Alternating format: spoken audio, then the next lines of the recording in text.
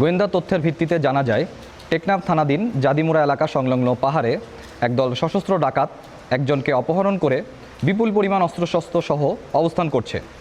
প্রাপ্ত তথ্যের ভিত্তিতে গতকাল ৫ জুলাই ২০২৫ তারিখ রোজ শনিবার মধ্যরাত ১১টা ৩০ কোস্টগার্ড পূর্ব জোন অধীনস্থ বিসিজি স্টেশন টেকনাফ এবং টেকনাফ থানা পুলিশের সমন্বয়ে টেকনাফ থানাধীন জাদিমুরা এলাকা সংলগ্ন পাহাড়ে একটি বিশেষ যৌথ অভিযান পরিচালনা করা হয়। অভিযান চলাকালীন সময়ে যৌথ বাহিনী ঘটনাস্থলে গমন করলে ডাকাত দলের সদস্যরা যৌথ বাহিনীর উপস্থিতি বুঝতে পেরে যৌথ বাহিনীর সদস্যদের লক্ষ্য করে এলোপাথারি গোলাবর্ষণ শুরু করে।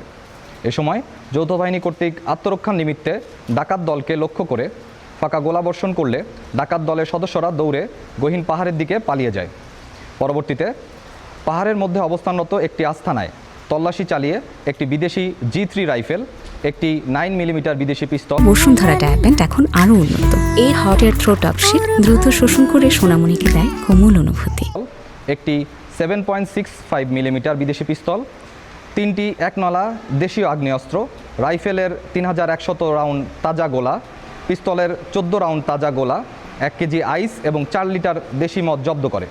পাশাপাশি উক্ত অভিযানে একজন অপহরণকৃত ব্যক্তিকে উদ্ধার করা হয়। উক্ত সময় অস্ত্র পাচারকারীরা পালিয়ে যাওয়ায় কাউকে আটক করা সম্ভব হয়নি।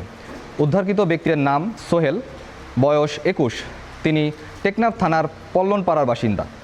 জব্দকৃত অস্ত্র, গোলাবারুদ ও মাদকের পরবর্তী আইনানুগ ব্যবস্থা এবং উদ্ধারকৃত ব্যক্তিকে পরিবারের নিকট হস্তান্তরের কার্যক্রম প্রক্রিয়াধীন রয়েছে। দেশের আইনশৃঙ্খলা পরিস্থিতি স্থিতিশীল রাখতে বাংলাদেশ কোস্টগার্ড 24 ঘন্টার টহল জারি রেখেছে, যার মাধ্যমে কোস্টগার্ডের আওতাধীন উপকূলীয় এবং নদী তীরবর্তী অঞ্চলের আইনশৃঙ্খলা পরিস্থিতি ও সকল ধরনের পাচার রোধ অনেকাংশে উন্নত হয়েছে। অবৈধ অস্ত্র পাচার রোধকল্পে কোস্টগার্ড কর্তৃক ভবিষ্যতে এ ধরনের অভিযান অব্যাহত থাকবে।